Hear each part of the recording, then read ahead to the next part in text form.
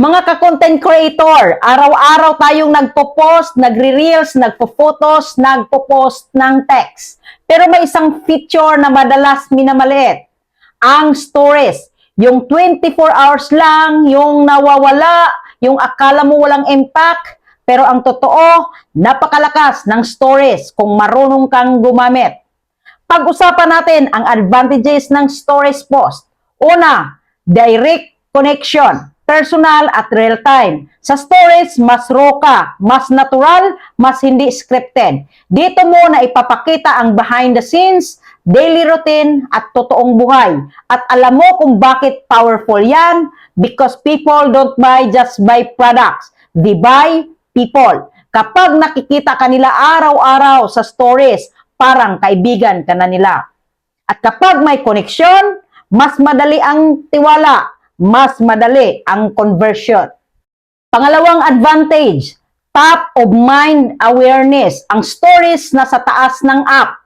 Ibig sabihin, lagi kang nakikita. Kung araw-araw may stories ka, kahit hindi sila nagla-like sa post mo, nakikita kanila. Consistency sa stories equals presence sa isip ng audience. Out of sight, out of mind. Pangatlong advantage, low pressure content. Hindi mo kailangan perfect lighting. Hindi mo kailangan edited. Pwede quick selfie, quick thought, and quick tip. Mas conversational. At dahil 24 hours lang, hindi ka masyadong pressured. Mas authentic.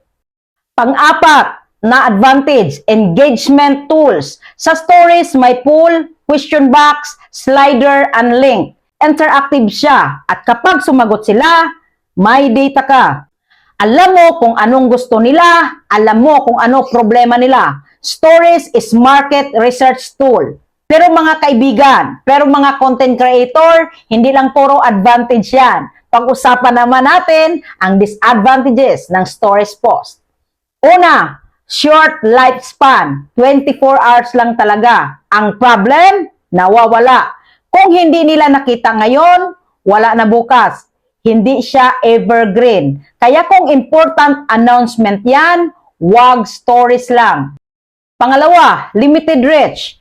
Real talk. Hindi lahat ng followers mo nakikita stories mo. Madalas loyal viewers lang. So kung goal mo ay growth, hindi sapat ang stories lang.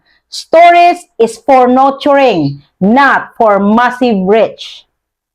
Pangatlo, madaling ma-ignore. Swipe lang, next agad. Kapag boring ang unang frame mo, tapos ka. Kaya sa stories din, kailangan may hook. Hindi dahil casual siya, pwede na, mediocre. Pang-apat, overexposure risk. Kapag sobra ka mag-share, lahat ng galaw mo nasa stories, nawawala ang mystery, minsan kailangan may private life ka pa rin. Hindi lahat ng laban pinapakita. So ano ang tamang strategy? Ganito mga kaibigan. Post builds brand. Reels builds reach. Stories builds relationship.